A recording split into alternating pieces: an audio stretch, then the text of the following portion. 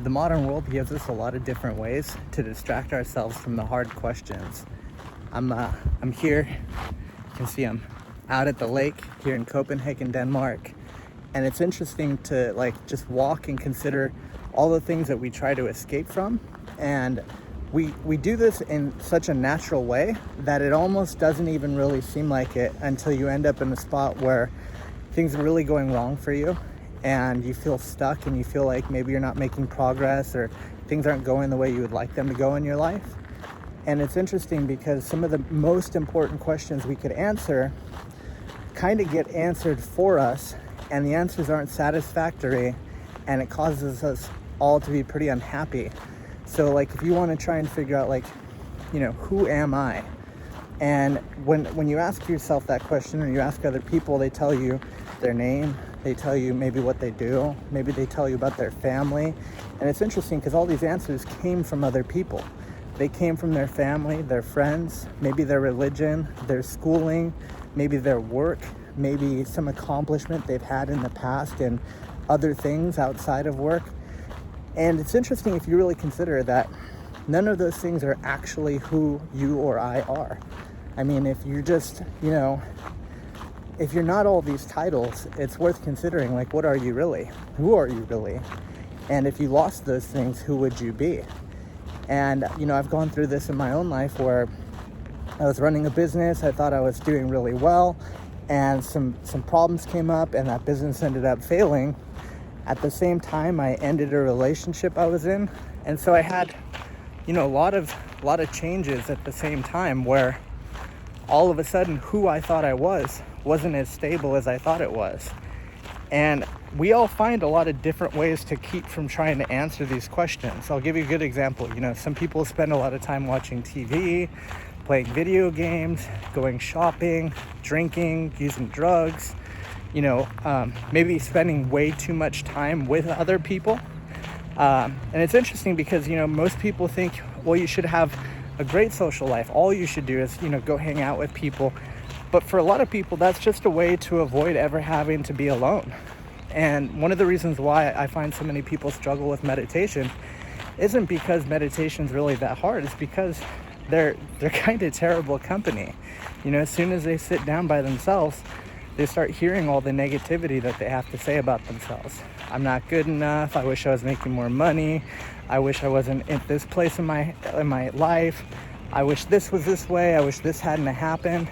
And all of these kind of wishes and all of these, it's like, I want the future to be this way, and I wish the past wasn't this way. And all of these are kind of ways that we could be communicating with ourselves that something's off, that we need to correct it. But the problem is, when you're dealing with stuff like that, you actually have to correct it. Otherwise, it just continues to be painful. It just continues to be something like having a splinter in the back of your mind that you just can't seem to get out. And so we fill all of our time with useless things that really aren't that important. And when you look at how most people spend their time, according to a study I was reading the other day, the average American spends 8 hours a day looking at TV shows, some form of digital entertainment, basically. And I think that might be a little exaggerated. It's probably closer to 5 or 6 hours. But if you really look at that, that's a quarter of your life. You take 6 hours a day, that's 1/4 of your life, and then another 8 hours for sleep. It's more than half of your life just between sleeping and entertainment, then another 8 hours for work. And so it's easy to see how a lot of people can get to the end of their lives and have this sudden realization wow, I just wasted my whole life, and I regret not taking more chances. I regret not trying harder. I regret not trying more things. I regret not pursuing somebody that I really loved. I regret not traveling more. And if you look at it, all of the studies that they've done where they've gone and asked people what they regret most about their lives, people basically universally regret not doing things. They don't regret taking chances. They don't regret trying things that were hard. They actually regret not trying things that were hard. They regret not doing the things that they knew they wanted to do, like traveling, building great relationships, maybe getting people out of their lives that were bad for them. And so it kind of brings up a really good point, which is if you don't even know who you are, because you're basically just filling that box of whoever you are with stuff from other people, how can you ever expect to live a really great life? And if you want to live a really great life, what does that even look like? You know, I could stop any of these people. There's people jogging here, there's people walking around, there's people drinking and eating up at the cafes.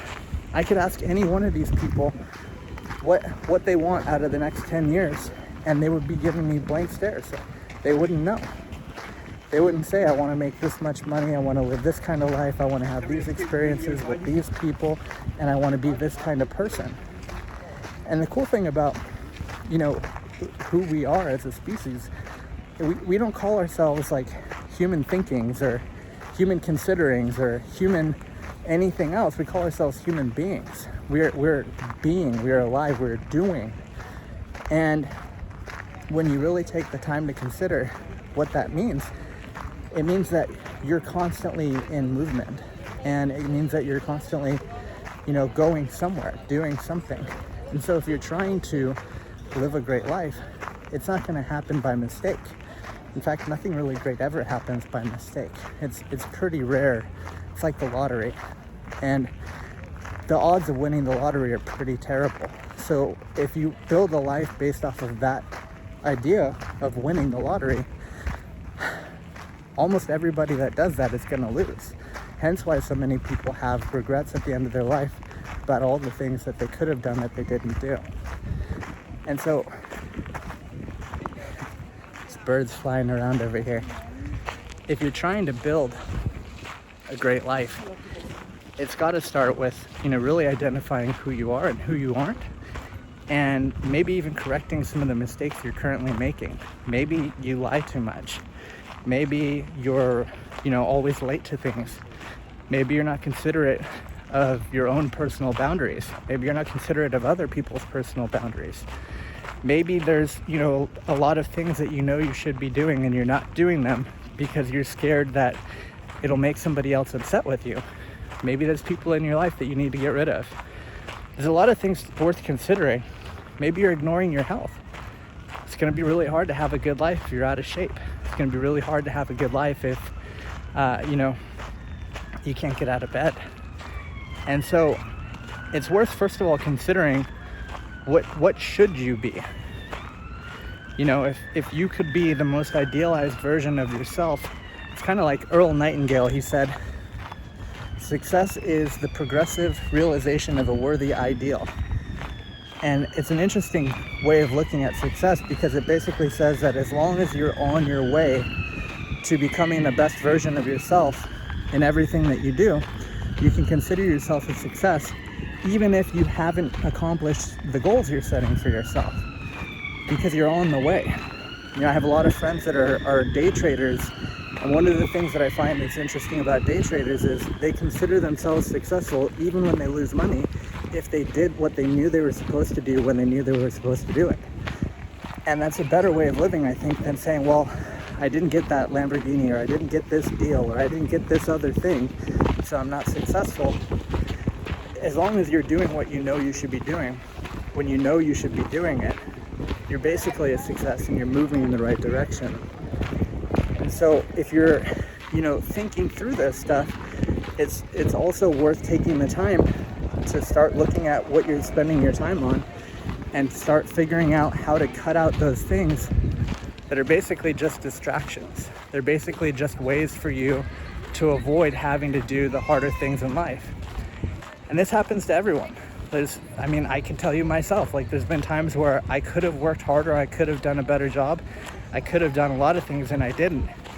And it always ends up, first of all, slowing down your progress. It also doesn't give you what you want. You know, a lot of people spend too much time scrolling on social media. That 8.5 hour number from earlier, that includes just scrolling mindlessly on social media. And that causes, first of all, you to lose your life, right? Because time is life. And that's all that our lives are made out of, is time. But it also, you know, causes you to become less attentive. it causes you to use your brain less. And over time, you become, this person that's, you're in the habit of basically thinking as little as possible. And I'm sure you've met people, right? There's people all over the world that barely think, that you're like, God, why is this person so stupid? Why are they so incapable? Why are they so X, Y, and Z? And you want to, as much as possible, avoid being the kind of person that doesn't think, that doesn't spend time really considering the important things in life.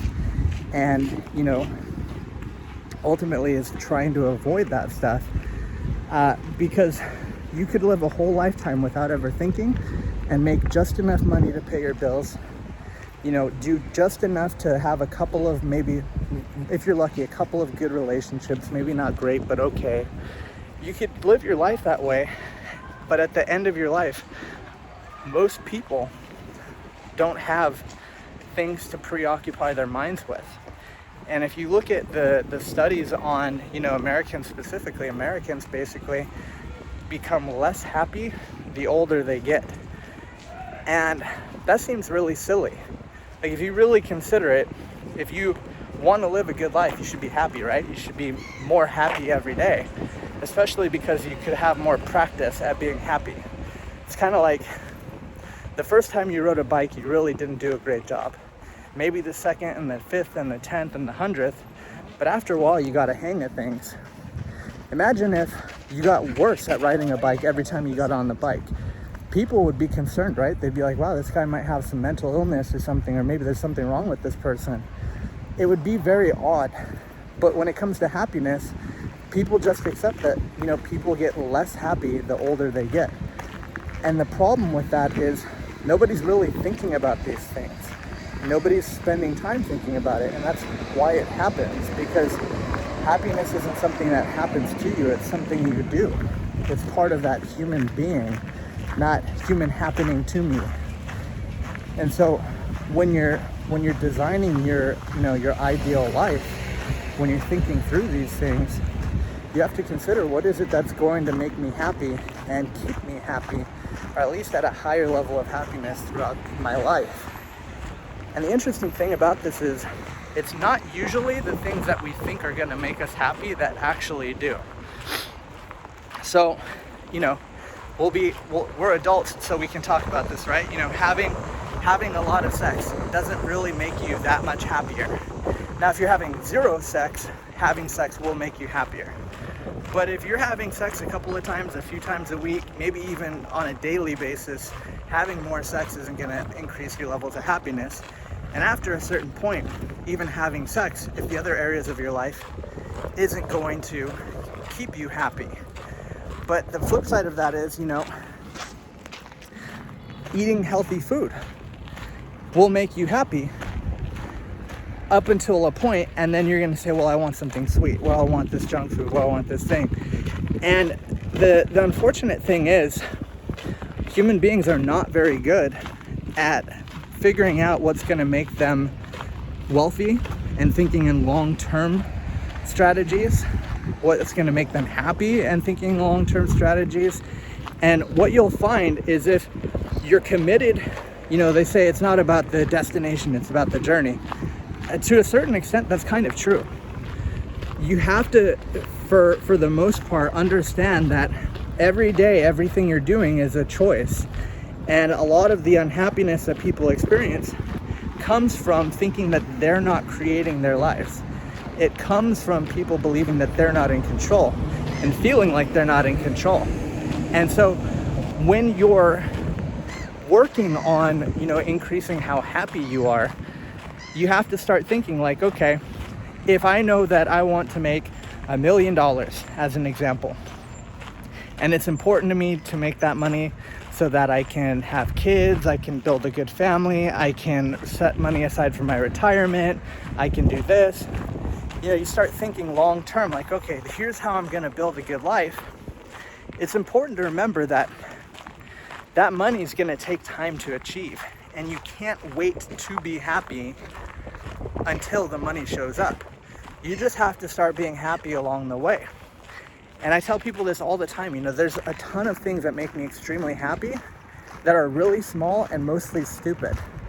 And if you can find like little kids, it's interesting in the Bible, it says, in order to enter the kingdom of heaven, you have to become like a child again.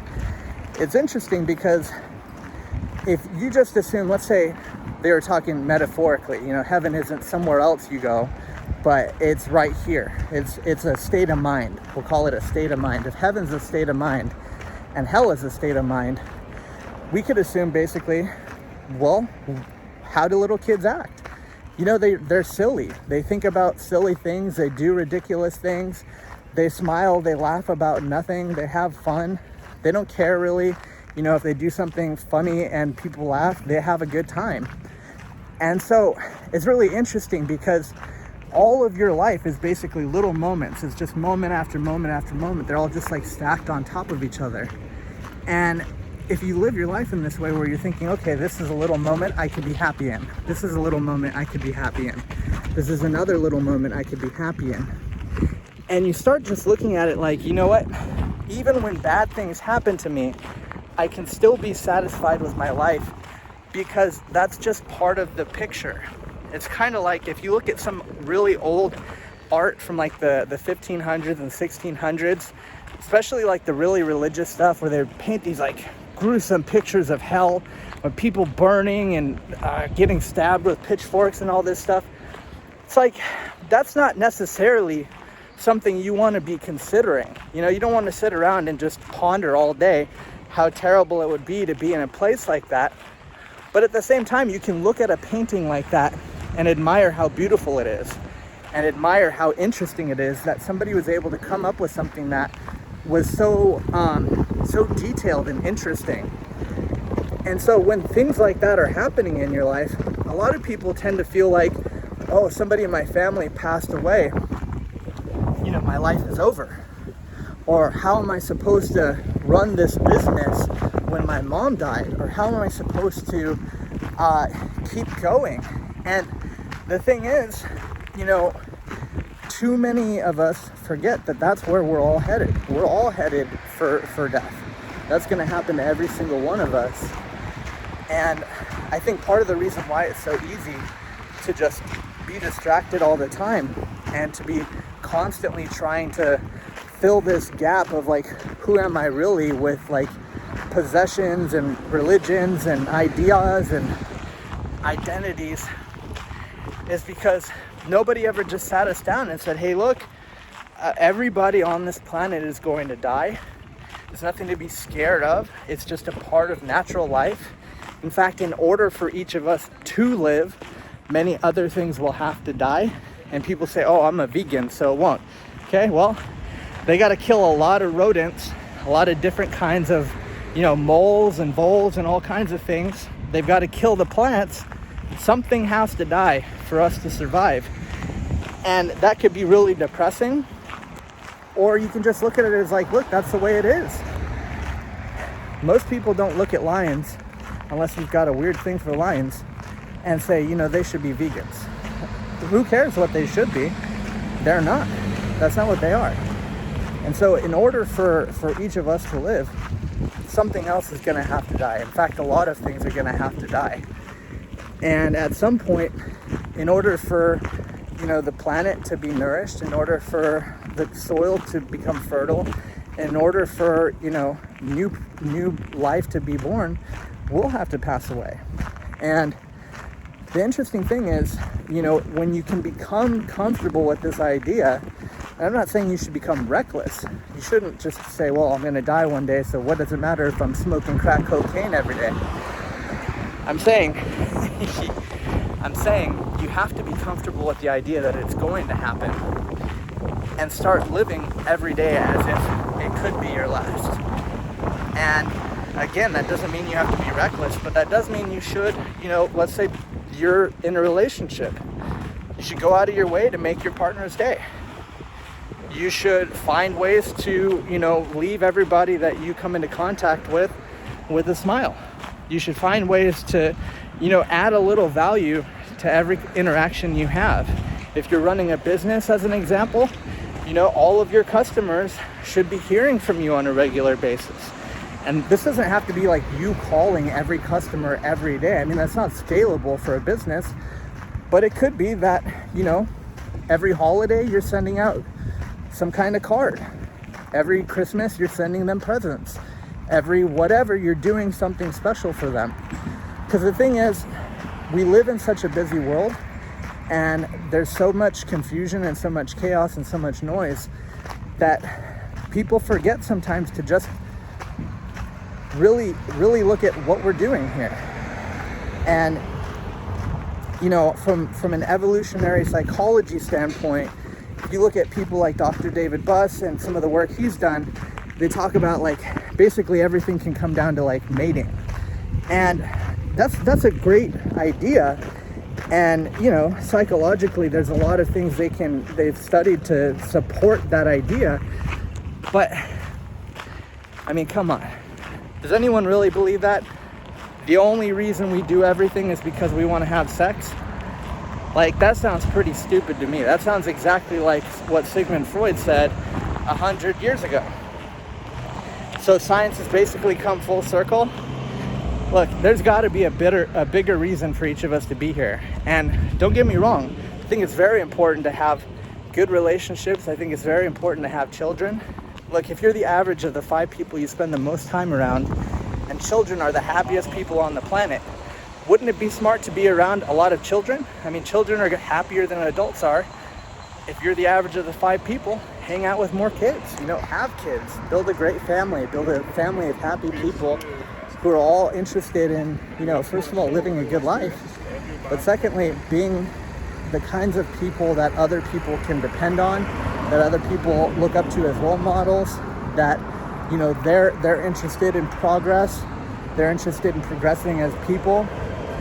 And the cool thing is, going back to this idea of what are we even doing here?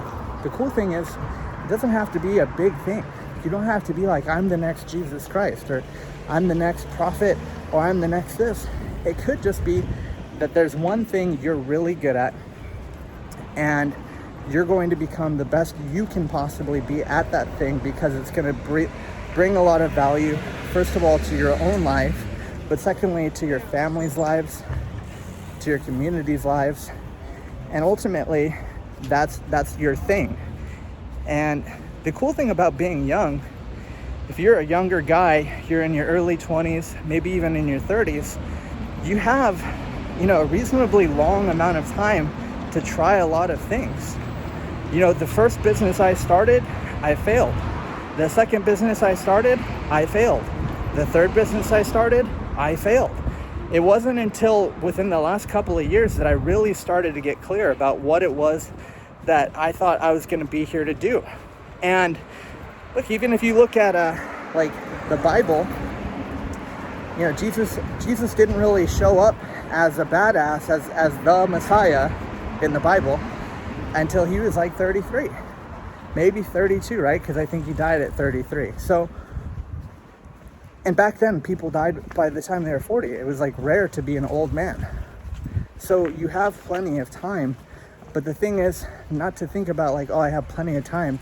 The thing to think about is, I have a lot of things that I can try. And if you're unsure, it's worth taking the time to be alone.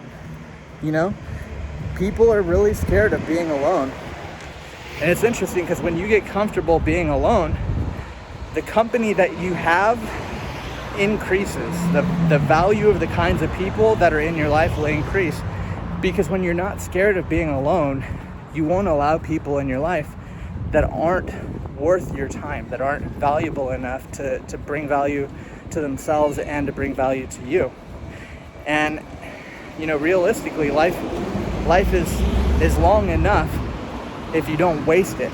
But the problem is most people waste their time, they waste their lives just allowing the wrong people in their life, not taking seriously the fact that they should be pursuing something that's meaningful for themselves and going to bring value for other people. And you have to, kind of take this serious in the sense that you realize, okay, I'm going to have to try a lot of stuff to figure out what my thing is. And if you want to seriously figure out what your thing is and really pursue it in a way that you can be sure your life is meaningful for yourself and your family and your community, you're gonna need a good system for doing that. And one of the things that I basically, worked on for most of the last almost 12 years has been going through this same process, trying to figure out, what's my purpose? What am I here for?